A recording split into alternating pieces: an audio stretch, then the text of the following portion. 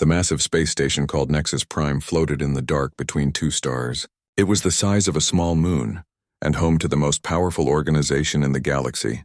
The Galactic Council had ruled over hundreds of worlds for 800 years. Today, something had happened that made every alien leader very angry. Inside the main council chamber, 12 different alien species sat around a huge circular table. The room was so big that it could hold 1,000 people. Holographic screens showed images that made everyone uncomfortable. Human spaceships were destroying alien mining equipment. The videos showed the same thing happening in 3 different star systems. Ambassador Velthar looked like a tall blue jellyfish made of water. His body rippled with worry as he stood up to speak. "My fellow council members," he said in a voice that sounded like bubbles popping. "We face a crisis unlike any in our history. The humans have attacked peaceful mining operations without warning." The other aliens murmured among themselves. Some looked like giant insects with 6 arms. Others were covered in fur or had skin like tree bark. A few glowed with their own light. But they all shared the same feeling of shock and anger. Council Speaker Morden was 12 feet tall and made of living crystal. When he spoke, his voice rang like a bell. "The evidence is clear. Human warships destroyed 3 Thraxian industrial complexes. They gave the workers time to escape, but they turned billions of credits worth of equipment into scrap metal. On the screens, the destruction looked complete. The humans had been very careful. They destroyed only the machines and left the people alone. But the message was clear. In each system, they left behind a single communication device that played the same recording over and over. Property of Earth Defense Force. Trespassers will be prosecuted." General Kexara was a reptile who stood 8 feet tall. Her scales were dark green and her eyes glowed red. "This is an act of war," she hissed. "No species has dared to attack Council operations in 3 centuries. The humans must be taught their place." But Ambassador Velthar raised one of his watery tentacles. "Perhaps we should try diplomacy first. The humans are still young. They may not understand our authority. We should give them a chance to explain themselves." The crystal being Morden made a sound like wind chimes. "Very well. We will summon them to answer for their crimes. They will have 30 days to come before this council and negotiate. If they refuse, we will have no choice but to use force." Far away in human space, Captain Jiwan sat in her command chair aboard the Earth Defense Force ship Soul's Pride. She was 35 years old with short black hair and calm brown eyes. She had been expecting this message for weeks. The communication came directly from the Galactic Council. It was written in the fancy language that aliens loved to use when they wanted to sound important, but the meaning was simple. "Come and bow down to us or we will destroy you." Lieutenant Commander Minho stood beside her chair. He was younger than Jiwon, with nervous energy that made him tap his fingers when he was thinking. "Captain," he said quietly, "what do we do?" Jiwon read the message again. The aliens demanded that Earth send representatives to negotiate reparations. They wanted humans to pay money for destroying the mining equipment. They also wanted Earth to accept limits on where human ships could go in space. "Send this to Earth Command immediately," Jiwon ordered. "Mark it as highest priority." The message traveled through space at faster than light speed. Within hours, it reached Earth and caused chaos in the Global Defense Assembly. The planet's leaders gathered in emergency session in the underground bunkers beneath Geneva. President Jamin was a man in his 50s with gray hair and tired eyes. He had been expecting this day since humans first left their solar system. The aliens had rules about who could go where in space. They decided which species were important enough to have a voice in galactic politics. Humans had never asked for permission to explore or colonize new worlds. They simply went where they pleased and built new homes. Admiral Sora entered the meeting room carrying a thick folder of military reports. She was a small woman with silver hair pulled back in a tight bun. Her uniform was covered with medals from 20 years of service. "Mr. President," she said, "I have the latest intelligence on alien military capabilities." The room fell silent as she opened the folder. The numbers were not encouraging. The Galactic Council had over 3,000 warships. Their technology was older than human technology, but they had been building weapons for centuries. Earth had only 400 ships, and most of them were explorers or cargo vessels, not warships. "However," Admiral Sora continued, "our analysis shows several advantages. Human ships are faster and more maneuverable. Our weapons technology is different from theirs, which means they cannot easily defend against it. Most importantly, We are not alone. She activated a holographic display that showed a map of local space. Red dots marked council worlds. Blue dots showed human colonies, but there were also green dots scattered throughout the map. These are the species that the council considers too primitive to matter, Admiral Sora explained. For the past 50 years, we have been making friends with them. They have resources we need. We have technology they want. More importantly, they remember what it was like before the council decided their fate for them. President Jamin studied the map carefully. The green dots outnumbered the red ones by 3 to 1. Are they willing to fight? Some are. Others will provide support. The council has ignored these species for so long that they have forgotten they exist. That could be their mistake. The debate in the assembly lasted for 6 hours. Representatives from every nation on Earth spoke their minds. Some wanted to negotiate. They argued that humanity was not ready for a war against such powerful enemies. Others demanded that Earth stand firm. They said that bowing to alien demands now would make humans slaves forever. In the end, the vote was unanimous. Every nation on Earth agreed on the same thing. They would not ask permission to exist as equals in the galaxy. Captain Ji-Wan received her new orders 3 days later. The Soul's Pride and 12 other warships formed a diplomatic fleet and set course for Nexus Prime. But this would not be a normal, diplomatic mission. As the human ships approached the massive space station, aliens from dozens of species watched from observation decks. They had never seen human warships up close. The ships looked different from Council designs. They were sleeker and more angular, with strange energy signatures that made alien sensors confused. The Council expected the humans to request permission to dock. Instead, the human fleet stopped just outside weapons range and opened a communication channel on all frequencies. Captain Ji-Wan's voice was calm and clear as she delivered humanity's response to the galaxy. This is Captain Ji-Wan of the Earth Defense Force. We have received your demands for negotiation and reparations. Our answer is simple. No. The silence that followed seemed to last forever. The sovereign nation of Earth recognizes no authority higher than its own, Ji-Wan continued. We do not negotiate our right to defend our citizens or expand our civilization. The Thraxian mining operations were destroying planets with intelligent life. We stopped them.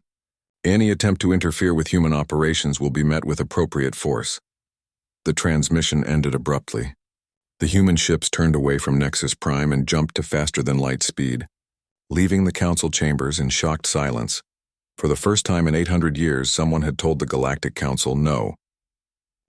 The news of humanity's rejection spread across the galaxy, faster than any spaceship could travel. On every council world, alien leaders gathered to discuss what they had witnessed. Many could not believe it was real. No species had ever simply refused to acknowledge the council's authority. On Earth, President Jamin stood before the Global Defense Assembly in the Great Hall beneath the Swiss mountains. Representatives from every continent sat in curved rows that rose toward the ceiling. The room could hold 5,000 people, and today every seat was filled.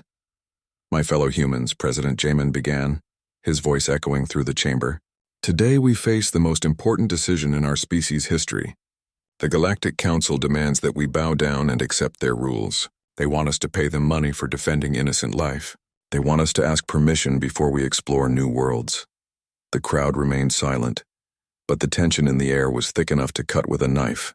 Everyone knew that their decision would affect every human alive, and all the humans yet to be born. Admiral Sora walked to the center of the chamber. She activated a holographic display that showed the current military situation. The numbers were frightening. Council forces outnumbered human ships by almost 10 to 1. Their weapons were powerful and their defenses were strong. The Council has ruled the galaxy for 8 centuries, Admiral Sora said. They have never lost a war. Their combined fleets could destroy our entire civilization in a matter of weeks, but they have weaknesses. The hologram changed to show detailed images of Council warships. Their technology is old and standardized. Every ship follows the same basic design that has not changed in 300 years. They rely on energy shields and particle beam weapons. Our kinetic weapons and plasma charges can penetrate their defenses in ways they do not expect. Representative Kyung from the Asian Federation stood up. She was a small woman with fierce eyes and a voice that carried to every corner of the room. Admiral, what are our chances of victory in a direct military confrontation? Admiral Sora paused before answering. Honestly, less than 20%. But this will not be a direct confrontation if we are smart about it. She changed the hologram again to show the galaxy map, with all the green dots representing non-Council species. For 50 years, Earth has been building relationships with species that the Council ignores. The Keshi are master shipbuilders and traders. The Norin have industrial capacity that rivals the Council worlds. The Veilshi have cloaking technology that makes ships invisible to most sensors. The room began to buzz with excited whispers. Many representatives had heard rumors about Earth's secret alliances. But this was the first time they had seen the full scope of the network. More importantly, Admiral Sora continued, these species remember what freedom feels like. The Council treats them like children who cannot make their own decisions. They are ready to fight for the right to control their own destiny. Representative Martinez from South America raised his hand. What exactly are we proposing? Are we talking about creating our own version of the Galactic Council? President Jamin stepped forward. No, we are talking about something completely different. The Council rules through fear and overwhelming force. They demand obedience and offer protection in return. We propose a true alliance of equals. Each species keeps its sovereignty and makes its own decisions. We share resources and technology freely. We defend each other because we choose to, not because we are forced to. The debate that followed was intense but respectful. Every representative had a chance to speak their mind. Some worried about the cost of war. They pointed out that Earth's colonies were still young and vulnerable. Others argued that giving in to the Council's demands would mean the end of human independence forever. Representative Chen from the Pacific Federation made a point that silenced the room. My friends, we are not really debating whether to fight or surrender. That decision was made the moment we refused to ask permission to defend innocent life. The Council will never accept our independence. They cannot allow other species to see that their authority can be challenged. War is coming whether we want it or not. The only question is whether we will fight as free humans or as defeated slaves.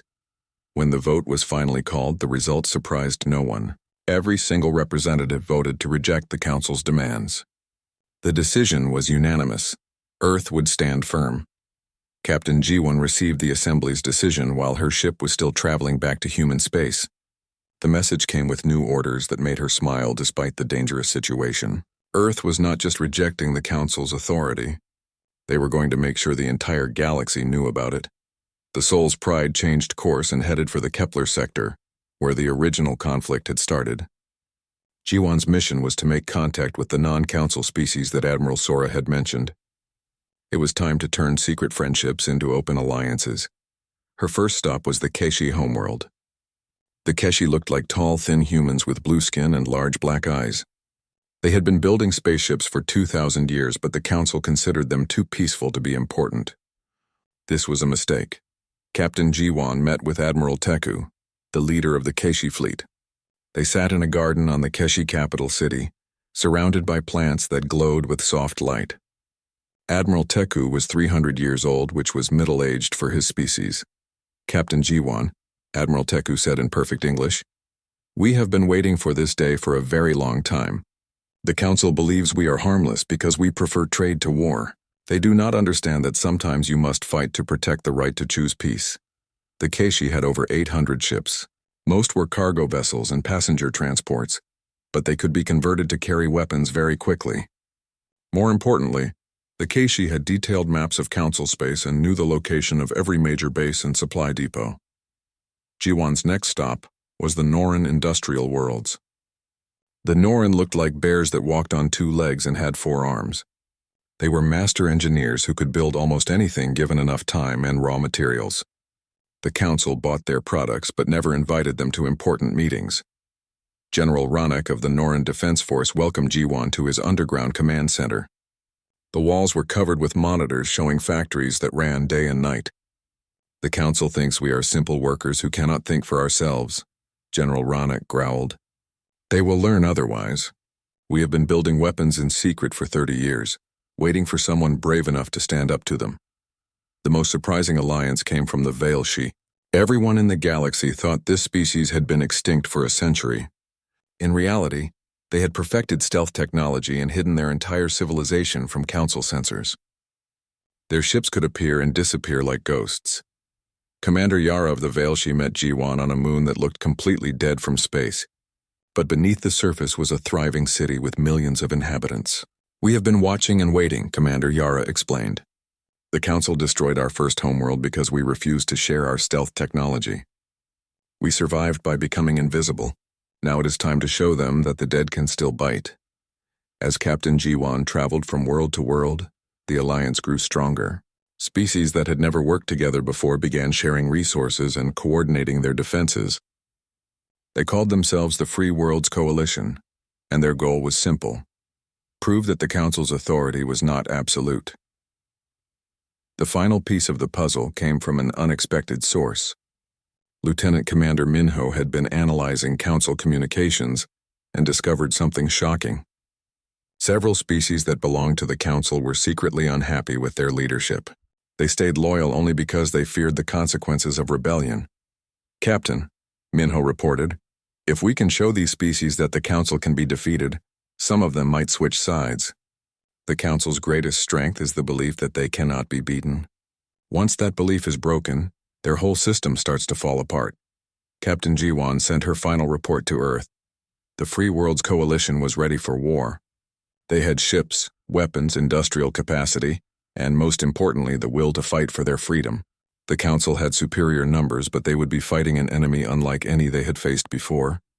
As the Soul's Pride returned to Earth, Jiwan looked out at the stars and wondered what kind of galaxy would exist when the fighting was over. One thing was certain: it would never be the same again. The Council chambers on Nexus Prime had never been so quiet. For 3 days after humanity's rejection, the alien leaders sat in stunned silence. Some stared at the empty space where the human ships had been. Others reviewed the transmission over and over, as if hearing it again might change its meaning. Ambassador Velthar's watery form rippled with confusion as he spoke to his fellow council members. "Perhaps this is some kind of misunderstanding," he said hopefully. "The humans are young. They may not realize the consequences of defying us. Maybe they think this is a negotiating tactic." But General Kexara's red eyes glowed with anger. Her scales had turned from green to dark brown, which meant she was ready for violence. "There is no misunderstanding," she hissed. "The humans looked at our power and decided they did not care. They think they are our equals. This cannot be allowed." Council Speaker Morden's crystal body flickered with patterns of deep concern. For 800 years, his people had helped maintain galactic order. No species had ever challenged the Council's authority so directly. "We must understand what we are dealing with," he said in his bell-like voice. "Bring me everything we know about the humans." The intelligence reports painted a disturbing picture. Humanity had only been in space for 200 years, but they had spread across 47 star systems with shocking speed. Most species took 1,000 years to achieve what humans had done in 2 centuries. Intelligence Chief Corvani was a shadow being who looked like living darkness with glowing white eyes. Her report made the council members even more uncomfortable. "The humans are different from any species we have encountered," she said in a voice like whispers in the wind. "They do not follow our normal patterns of expansion and development." The holographic display showed a map of human space. Unlike council territories, which were carefully organized and defended by massive fleets, human colonies seemed scattered and poorly protected. But this was misleading. "Each human world can support itself completely," Corvani explained. "They do not depend on a central government for resources or protection. If we destroy one world, it does not weaken the others. This makes their civilization very difficult to defeat through conventional means." But the most troubling discovery was still to come. The Council's spy networks had been watching human space for decades, but they had missed something important.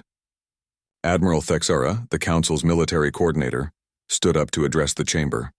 She was a fierce reptilian warrior with scars covering her arms and face. "My fellow council members," Admiral Thexara said, "our intelligence services have failed us. We knew the humans were making contact with non-council species, but we assumed these were simple trade relationships. We were wrong." The hologram changed to show intercepted communications between human ships and dozens of other species. The messages revealed a network of alliances that had been growing for 50 years. The humans had not just been trading with these species. They had been sharing technology, providing protection, and building genuine friendships. "The humans have created a shadow government," Admiral Thexara continued. "They call it the Free Worlds Coalition. It includes at least 30 species that we considered too primitive to matter. Together, they have industrial capacity that rivals our own. The council chamber erupted in angry voices. Several representatives demanded immediate military action. Others insisted that diplomacy could still solve the problem. But Council Speaker Morden called for silence with a sound like breaking glass. "We are making a mistake," Morden announced. "We are thinking about this like a normal political dispute. But the humans are not playing by our rules. They do not want to join our system or reform it. They want to replace it entirely." Intelligence Chief Corvani activated another display showing human communications with Council member species. "Sir, there is more. We have detected secret transmissions between human agents and several of our own member worlds. The humans are encouraging rebellion within our own alliance." This news hit the Council like a physical blow. The idea that their own members might betray them was almost unthinkable. For centuries, membership in the Galactic Council had been the only path to safety and prosperity in their part of the galaxy. No species had ever voluntarily left the Council, but the evidence was clear. 3 Council member species had been secretly negotiating with the Free Worlds Coalition. The messages promised them independence and equal treatment in exchange for their support. More disturbing still, these species seemed genuinely interested in the human offer. General Kexara slammed her clawed hand on the council table. "This is exactly why we must act quickly and decisively. The humans are like a disease spreading through the galaxy. Every day we wait, more species will be infected with their ideas about independence and equality." Ambassador Velthar tried once more to find a peaceful solution. "Perhaps we could offer the humans limited membership in the Council. Give them some voice in galactic affairs while maintaining our overall authority." But Admiral Thexara shook her head. "You still do not understand. The humans do not want to join our Council. They want to destroy it. Look at their actions carefully. They did not attack our military bases or our government facilities. They attacked economic targets. They are trying to prove that we cannot protect our own interests." The truth of this statement settled over the chamber like a dark cloud. The Thraxian mining operations had been chosen specifically because they were supposed to be safe. They were deep in Council space, protected by treaty and tradition. No one was supposed to be able to threaten them. By destroying the mining equipment while carefully avoiding casualties, the humans had sent a message to the entire galaxy. The Council's protection was not absolute. If mining operations could be destroyed, what about trade routes? What about industrial worlds? What about the Council itself? Council Speaker Morden studied the intelligence reports one more time. The numbers were troubling. The Free Worlds Coalition had grown much larger than anyone had realized.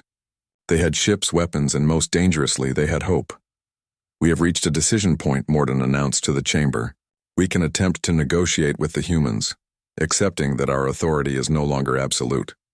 Or we can use military force to crush this rebellion before it spreads further." The vote was not unanimous, but it was decisive. 12 species voted for war. Only 3 voted for continued diplomacy. The Galactic Council would respond to humanity's challenge with overwhelming force. Admiral Thexara immediately began planning the largest military operation in 3 centuries. Battlefleet Alpha would be commanded by the legendary Admiral Shantara, a Velkorian warrior who had never lost a single engagement. She would take 800 of the Council's best warships and end the human rebellion quickly and decisively. The message to the Free Worlds Coalition was simple and direct. Surrender unconditionally within 30 days or face complete destruction. There would be no further negotiations and no mercy for rebels. But as the Council made their war plans, they failed to notice something important. Intelligence Chief Corvani's shadow form flickered with uncertainty as she reviewed the latest reports from human space. The pattern of human ship movements made no sense. Instead of concentrating their forces for defense, the humans seemed to be scattering their fleets across dozens of systems. "Either they are cowards running away from the fight," she whispered to herself, "or they know something we do not." In the depths of space, human ships were indeed moving according to a plan that the Council could not understand. Captain Jiwan coordinated with dozens of other commanders as they prepared for the coming storm.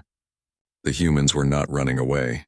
They were getting ready to show the galaxy that 800 years of Council rule was about to end. The Free Worlds Coalition had been preparing for this war much longer than the Council realized. Every ship movement, every alliance, every technological development had been leading to this moment. The Council thought they were about to crush a simple rebellion. They were about to discover that they were facing a revolution that would change the galaxy forever. Battlefleet Alpha was the most powerful military force ever assembled in galactic history. 800 warships from 12 different species formed a wall of steel and energy that stretched across space for millions of kilometers.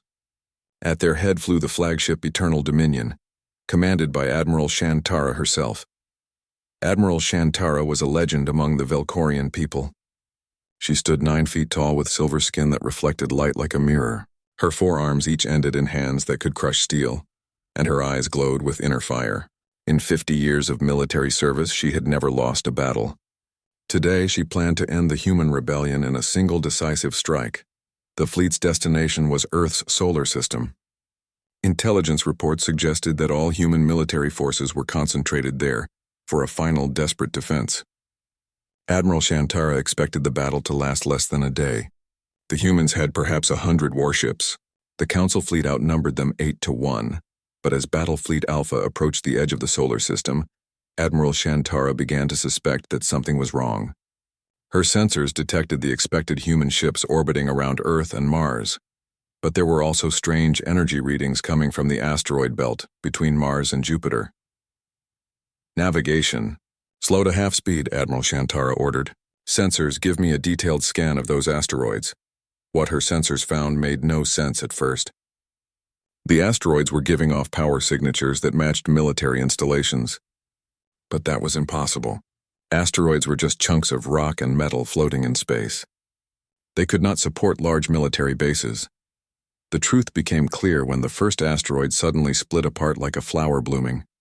Hidden inside was a defense platform twice the size of a council cruiser. Then another asteroid opened and another. Within minutes, hundreds of hidden installations emerged from concealment throughout the asteroid belt. Admiral Shantara stared at her tactical display in disbelief.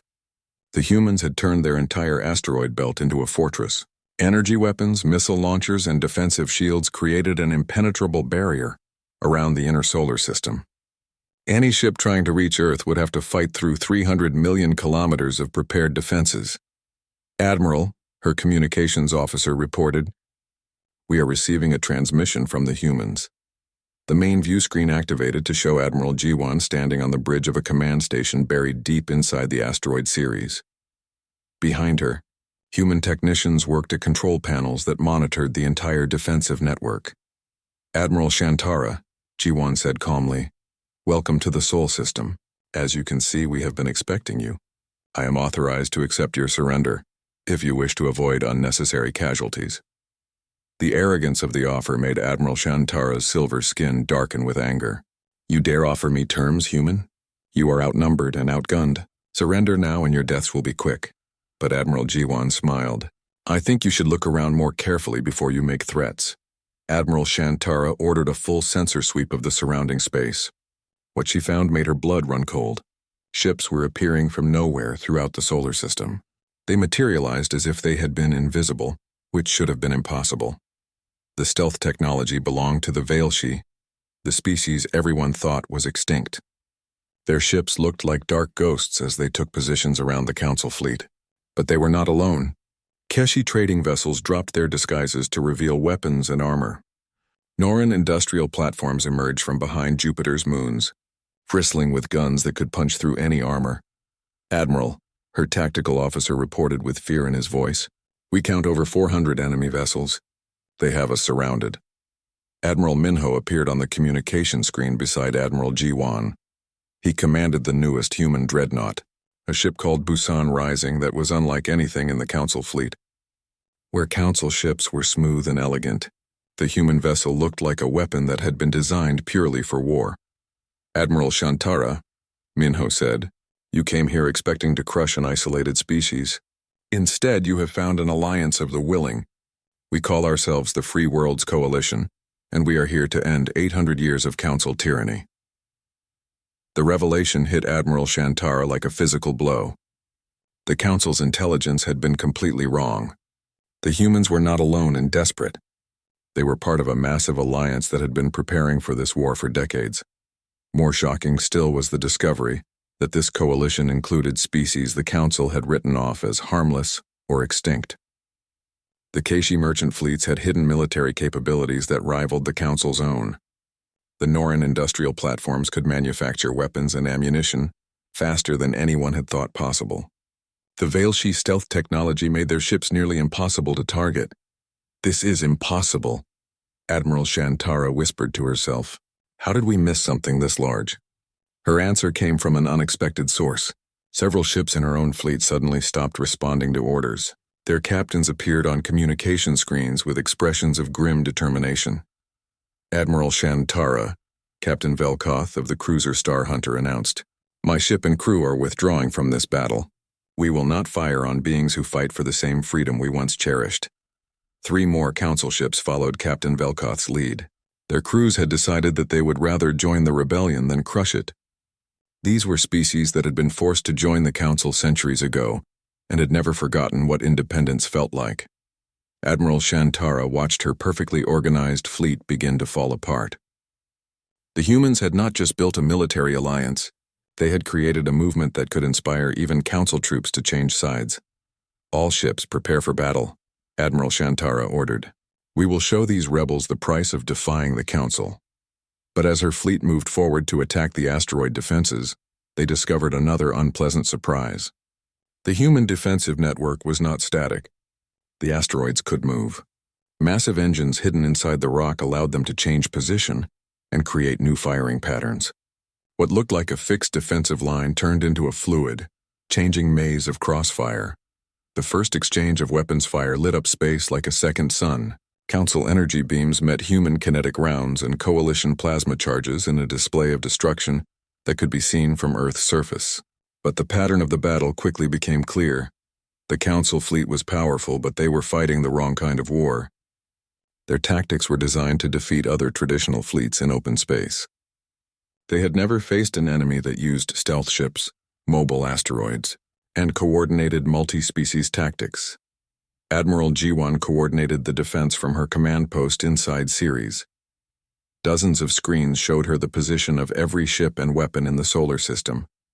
The humans had spent years preparing for this battle, and every detail had been planned in advance.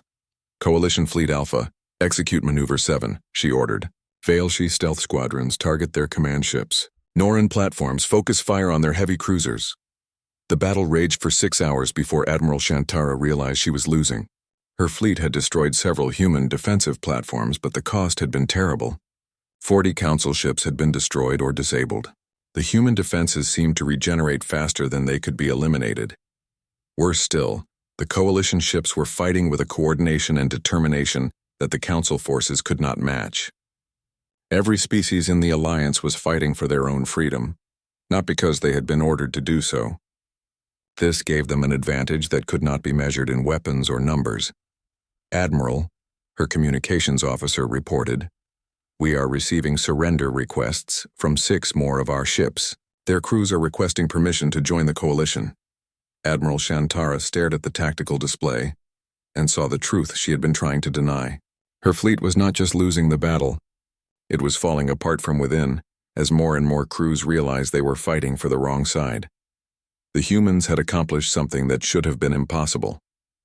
They had turned a military confrontation into a moral awakening that was spreading throughout both fleets.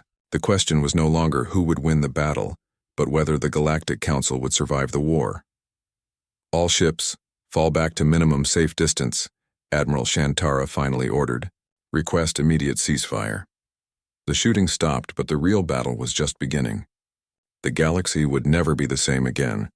The ceasefire in the Sol system lasted for 3 days while both sides counted their losses and planned their next moves. Admiral Shantara's fleet had been cut in half. More than 400 ships had been destroyed, damaged, or had switched sides to join the coalition. The Galactic Council's reputation for invincibility was shattered forever. But the real shock came when news of the battle reached other parts of the galaxy. Within hours of Admiral Shantara's retreat, 43 star systems declared independence from Council rule. Species that had been Council members for centuries suddenly announced they were joining the Free Worlds Coalition instead. On Nexus Prime, the Council chambers were in chaos. Emergency sessions ran day and night as panicked representatives tried to understand how their perfect system had collapsed so quickly. Council Speaker Morden's crystal form flickered with patterns of deep confusion as he called for order. "Fellow council members," Morden announced, "we face the greatest crisis in our history. Half our military fleet has been destroyed or has defected to the enemy. Dozens of our member worlds are in open rebellion. We must decide whether to continue this war or seek a peaceful solution." General Kexara's scales had turned completely black, which meant she was consumed with rage. "There can be no peace with rebels and traitors," she hissed. "We must call up every reserve fleet and crush this coalition before it grows stronger." But Ambassador Velthar's watery form rippled with doubt. "General, where will these reserve fleets come from? The humans have proven that our military technology is not as superior as we believed. More importantly, our own people are losing faith in our cause. How can we fight a war when our own troops are changing sides?" The debate continued for hours without resolution. The council was discovering that their authority had always depended on the belief that they could not be defeated. Once that belief was gone, their entire system began to crumble. Meanwhile, President Jemin prepared for the most important negotiation in human history. The coalition had won the first battle, but the war was far from over. The council still controlled hundreds of worlds and thousands of ships. A long conflict would cause terrible suffering for billions of innocent beings. The meeting took place on Meridian Prime, a neutral world that belonged to neither the council nor the coalition. It was a beautiful planet with crystal cities and floating gardens that had served as a diplomatic center for over 1,000 years. President Jamin arrived with a small but impressive delegation. Admiral Jiwan represented the coalition military forces. Ambassador Teku of the Keshi spoke for the non-human coalition members. Dr. Yuna, Earth's leading expert on galactic politics, provided historical context and legal advice. The council delegation was led by Speaker Morden himself, along with General Kexara and Ambassador Velthar. They came expecting to negotiate terms for humanity's surrender. Instead, they found themselves facing demands for the council's complete transformation. "Speaker Morden," President Jamin began, "we are not here to discuss our surrender. We are here to establish the terms for a new galactic order based on equality and mutual respect rather than domination and fear." The crystal being's form flickered with disbelief. "You cannot be serious. The council has maintained galactic peace for 800 years. You would destroy all of that for your primitive notions of independence?" Admiral Jiwan stepped forward. "With respect, Speaker, your version of peace was built on the forced submission of hundreds of species. That is not peace. That is tyranny with good public relations." She activated a holographic display that showed the current galactic situation. The map was no longer dominated by Council Red. Blue Coalition worlds now controlled nearly half of known space, and more systems were declaring independence every day. "The facts are simple," Admiral Jiwan continued. "Your authority is no longer absolute. Species throughout the galaxy are choosing freedom over security. You can adapt to this new reality or be swept away by it." General Kexara stood up abruptly, her black scales gleaming under the conference room lights. "This is intolerable. You speak as if you have already won this war. The Council still has significant military forces. We could reduce your coalition to ashes." But Dr. Yuna had prepared for this argument. "General, your own intelligence reports show that 70% of Council military personnel come from species that joined the Council involuntarily. How many of them will fight for you now that they have seen an alternative?" The question hung in the air like a sword. Everyone in the room knew the answer. The Coalition's greatest weapon was not their technology or their tactics. It was the simple fact that they offered hope to species that had given up on the possibility of freedom. President Jemin presented the Coalition's terms. They were generous but non-negotiable. The Council could continue to govern their willing member species, but they would no longer claim authority over sovereign worlds. The Free Worlds Coalition would be recognized as an equal power with the right to defend its members and expand through voluntary membership. Trade between the two power blocks would continue under agreements between equals. War crimes tribunals would be established to investigate past abuses. Most importantly, any species would have the right to leave the Council and join the Coalition without facing military retaliation. "These terms are impossible," Speaker Mordoon declared. "You are asking us to abandon everything we have built over 8 centuries. Ambassador Teku of the Keshi spoke for the first time. His gentle voice carried the weight of 2,000 years of his species' history. Speaker Morden, we are not asking you to abandon what you have built. We are asking you to transform it into something better. The Council's greatest achievement was bringing different species together for mutual benefit. But you lost sight of the fact that this cooperation must be voluntary to be meaningful. The negotiations continued for 2 weeks. The Council delegation tried repeatedly to find alternatives that would preserve their authority, but the coalition remained firm. The age of galactic domination was over. The future belonged to those who could inspire cooperation rather than demand submission. The final agreement was signed in a ceremony that was broadcast throughout the galaxy. President Jamin and Speaker Morden placed their hands on a crystal that recorded their commitment to the new galactic order. The treaty recognized the Free Worlds Coalition as a sovereign entity, equal to the Galactic Council. But the real celebration took place 6 months later at the first Coalition Assembly. Representatives from 73 different species gathered at New Sol Station, humanity's first deep space diplomatic facility. The station itself was a symbol of the Coalition's principles. Instead of being built by one species and imposed on others, it had been designed and constructed through genuine cooperation. Admiral Minho stood on the observation deck watching ships arrive from across the galaxy. Keshi traders flew alongside Norin industrial vessels. Failshi stealth ships materialized next to human exploration cruisers. Even former Council species sent delegations to observe the proceedings. "It is quite a sight," Admiral Sora said as she joined him at the viewport. She wore the new uniform of the Coalition Defense Force, with insignia that represented all member species. 6 months ago, most of these people had never heard of each other. Now they are working together to build something completely new. The assembly itself was unlike anything the galaxy had ever seen. Instead of a hierarchy with powerful species dominating weaker ones, every member had an equal voice. Decisions were made through consensus rather than force. Disagreements were resolved through debate and compromise rather than threats and ultimatums. President Jamin addressed the assembly on its final day. "My friends," he said, "we have proven that the galaxy is big enough for different ways of organizing civilization.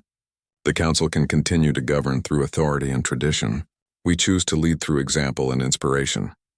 The most moving moment came when Ambassador Velthar of the Aquatic Federation requested permission to address the assembly. The Council had sent him as an observer, but his message surprised everyone. "I have watched your proceedings for 2 weeks," the watery being said, "and I have seen something I thought was impossible.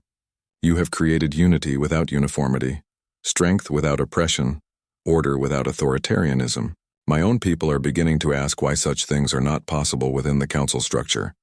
His words were broadcast throughout Council space and caused immediate controversy. Several Council species began demanding reforms that would give them more autonomy and voice in galactic affairs. The Coalition's example was inspiring change even within their former enemy's territory. As the assembly concluded, Admiral Jiwan reflected on how much had changed in just 1 year. Humanity had gone from being an unknown species on the galactic frontier to being the founders of a new form of interstellar civilization. But more importantly, dozens of other species had discovered that they could control their own destiny. The galaxy was no longer divided between the powerful and the powerless. Instead, it was split between those who sought to dominate and those who chose to cooperate. The Free Worlds Coalition had proven that there was a third option beyond submission and rebellion, the creation of something entirely new. As ships departed from New Sol, stationed to carry the news to every corner of the galaxy, one